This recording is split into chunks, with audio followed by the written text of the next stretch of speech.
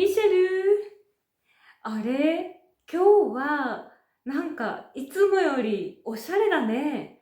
どうしたの？ふふ、今日は後からデートなの。ああ、だからそんなに可愛い服着ているわけだね。うん、そういうわけ。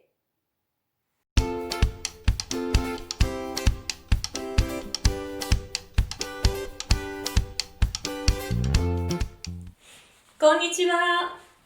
今日はリクエストがあった文法わけだについて説明します。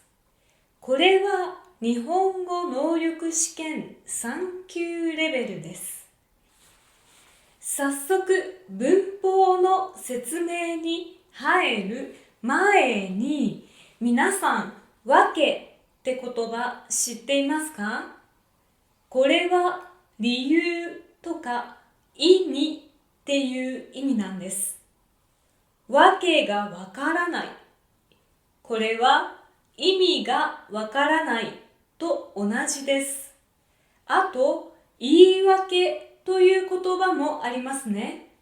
これは何かしてしまったとき、その理由を説明することです。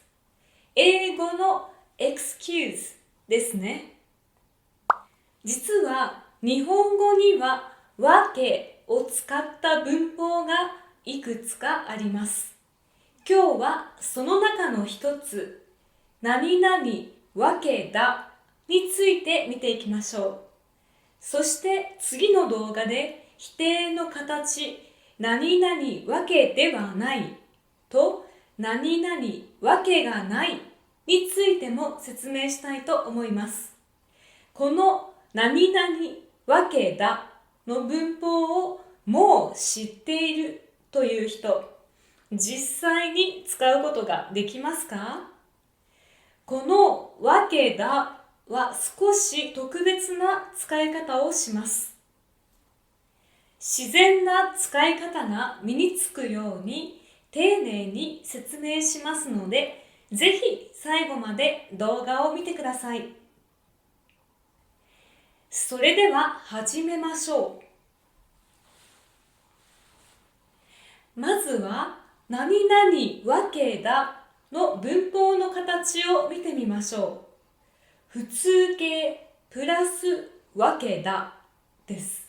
普通形には動詞、形容詞プラスなである、名詞のまたはであるが入ります。であるは硬い言い方なので、あまり会話では使いません。何々わけだには2つの使い方があります。1つ目、理論的な結論を説明するとき。2つ目、今までわからなかったことが分かって納得したとき。このままだと何のことか分かりませんよね。大丈夫です。順番に見ていきましょう。まず1つ目、理論的な結果を説明するとき。これはある行動を続けると必ず一つの結果になる場合です。難しいので例を使って説明します。例えば、1日1時間散歩をするとします。そうすると1週間では何時間散歩することになりますか？そう、7時間ですね。1日1時間。1週間は7日あるので、7時間になります。これは理論的に考えて当然の結果です。このように理論的な理由があって、ある結果になるとき、何々わけだを使います。今の場合を何々わけだを使った例文にしてみましょう。1日1時間散歩すると、1週間で7時間歩くことになるわけだ。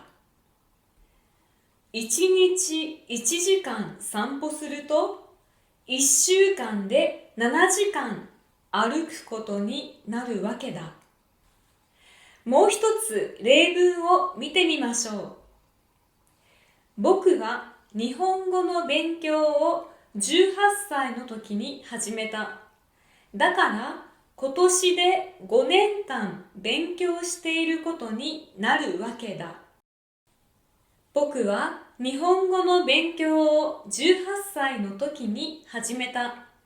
だから今年で5年間勉強していることになるわけだ。これが一つ目の使い方。実はあんまり使いません。もっとよく使うのは二つ目の使い方。今までわからなかったことが分かって納得したときです。ある結果があります。例えば、あなたの友達、健太くんがとても落ち込んでいるとします。でも、理由がわかりません。その時、健太くんから昨日彼女と別れたと聞きました。